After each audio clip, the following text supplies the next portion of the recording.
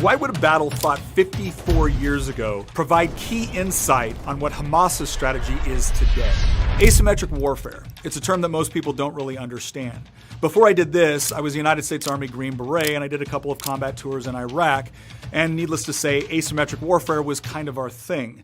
So in practical terms, it is a type of war between belligerents whose relative military power, strategy, or tactics differ significantly. And as a result of this, the weaker opponent will use unconventional tactics in order to maximize one's strengths against a stronger opponent's weaknesses or vulnerabilities. For instance, an insurgent force does not have the freedom of movement or firepower necessary to attack a forward operating base or a heavily armed column. So instead, they focus on softer logistical targets. They may choose to use a remotely activated roadside bomb instead of engaging in direct fire. In many situations, the weaker adversary has fewer personnel and resources, and so a significant part of their strategy is to preserve those limited resources and use the munitions that they have to the greatest possible advantage. But here's the thing. To pull this off long term, you generally need a consistent means of supply combined with enough territory to hit, run, and then hide. And Hamas doesn't have these things, at least not in sufficient supply to win against the IDF. So what's their strategy? What can Hamas leverage that will allow them to conduct offensive operations against a much stronger opponent and then avoid getting destroyed by the IDF's vastly superior military capability? And the answer to that question, as horrific as it is civilian casualties, but probably not the ones you're thinking. To understand this, let's discuss that example 54 years ago. The Tet Offensive in the Vietnam War virtually wiped out the Viet Cong. It was by every objective measure a complete tactical failure, but strategically, it was invaluable. Because while achieving none of its military objectives, the Tet Offensive shattered Americans' perspective on the situation on the ground. Opponents of the war were able to effectively use the offensive as a demonstration of the futility of American involvement. Hollywood, academia, and many in the mainstream media went to work convincing the American people that the war couldn't be won, or perhaps just shouldn't even be fought. And in a representative government, when the electorate decides that a war is lost, it is, regardless of the situation on the ground. Now, understand something.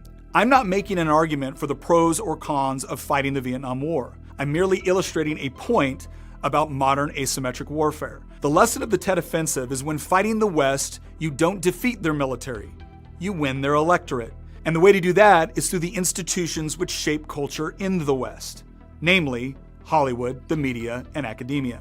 If Hamas had decided to engage in a conventional military attack directed at only legitimate military targets, the IDF would have effectively destroyed their warfighting capability within days, and Hamas knows it. So they engaged in asymmetric strategy. Once we understand this, their actions on October 7th, as horrific as they are, begin to make more sense. Hamas didn't just target civilians because they were easy targets or because they despised Jews, although both of those things are true. The attack and the subsequent taking of hostages was actually designed to elicit a major response from the IDF. But why? Well, maybe it's because to achieve their strategic objectives, Hamas needs civilian casualties. And more specifically, they need Palestinian civilian casualties. And this is why. The two entities in this conflict that lose the most from a greater peace agreement in the Middle East are Iran and the terrorist organizations they support. Upsetting this process requires much more than the random launching of rockets into Israel or strikes against legitimate military targets. The IDF is more than capable of handling such incursions, and the Israeli people have become all too accustomed to weathering such attacks without demanding an overwhelming military response. Something more significant was required, and October 7th created the kind of conditions that demanded a significant and sustained response. They needed something so obscene that Israel would have no choice but to hit back hard. And this is where the second component of Hamas's strategy plays out: how to get Palestinian casualties. Any government actually worried about civilian casualties dedicates resources to evacuating their own civilians from hostile areas and attempts to separate the civilian population from legitimate military targets.